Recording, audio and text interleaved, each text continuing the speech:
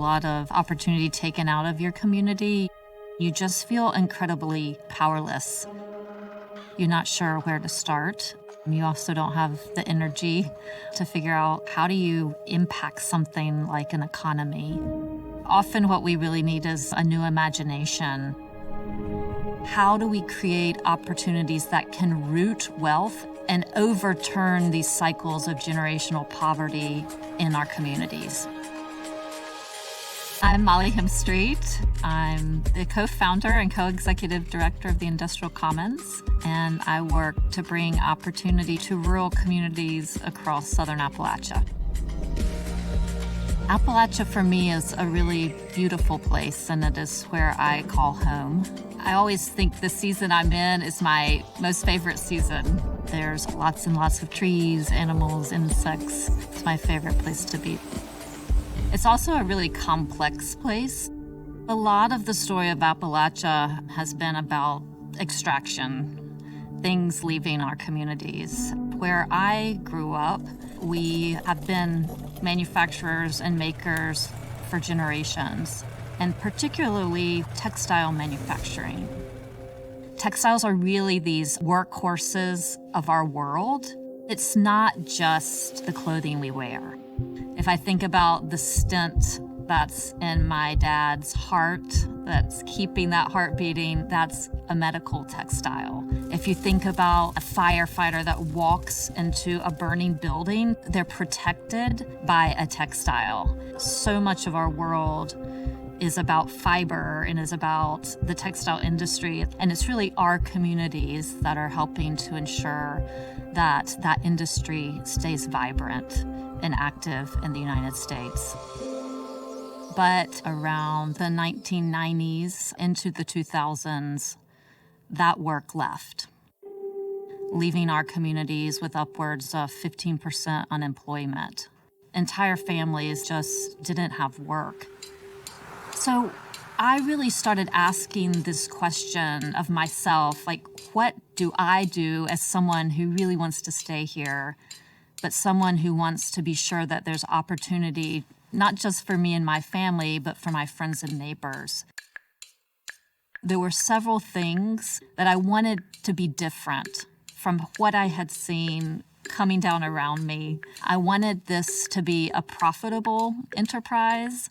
I wanted it to be about people, and I wanted to be sure that we were making things that weren't hurting the environment. And I knew that the people in my community had incredible skill and incredible knowledge. And so Opportunity Threads was started as an employee-owned company around developing sustainable textiles.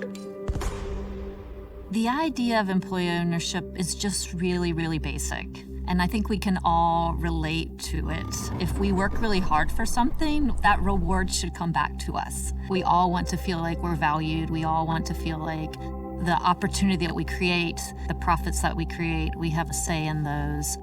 Opportunity Threads is a really magical place. They're one of the largest upcycling facilities in the US, upcycling upwards of 60,000 t-shirts every week. They're a profitable company, a really brilliant, bright light in our community. I'm proud of that work.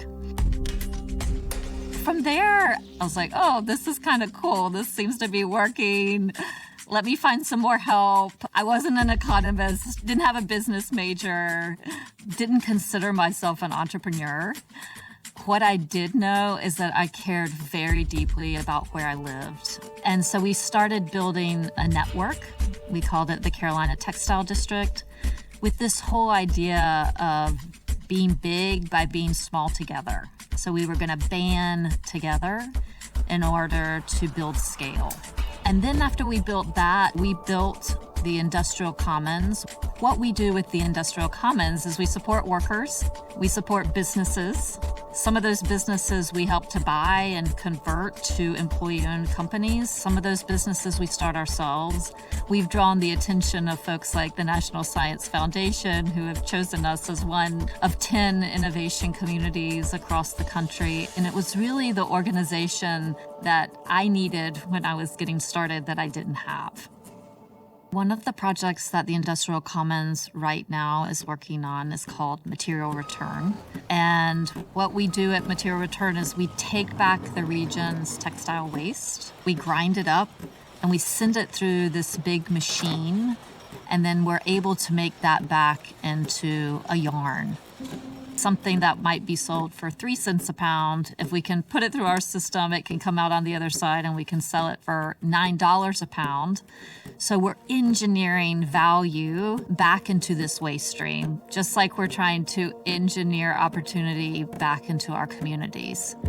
Bob has really been the leader that's helped Material Return get started. He's somebody that grew up in Burke County, started to work when he was 16 in a sawmill. What's so neat about Bob's story is, Bob is still working in manufacturing. In fact, he's working in these same plants where his uncle and his dad used to work. But now he's an owner of that plant. He has a say in what's going to happen at that facility, and he's really one of the leaders. So Bob, for me, really represents why I come to work every day. We call ourselves, we're long haul people. We're in this for the long haul. This isn't just a project of 6 months. This is a project of generations. Right now, there's 27,000 workers working in the textile industry. We would love to see half of those workers engaged in some type of enterprise or economic opportunity that we're creating through our ecosystem. My hope is not just Southern Appalachia, but all over, that there's more there's more wealth that can be rooted. There's less extraction, and there's really just a more thriving working class. Every community has opportunity. Every community has something good in it. Every community has a future where you can show up every day, you can work hard, you can get ahead, but that's not at the expense of the person beside you getting ahead. That there's opportunities for your kids where there's a lightness and there's a joy, where you really feel like you're not staying because you're forced to stay, but you're staying because you've chosen to stay. We forget that we are part of the economy. We forget that we have power in it. It just takes a few people to start. And you don't have to necessarily have a complex set of skills. What you really have to have is a deep care.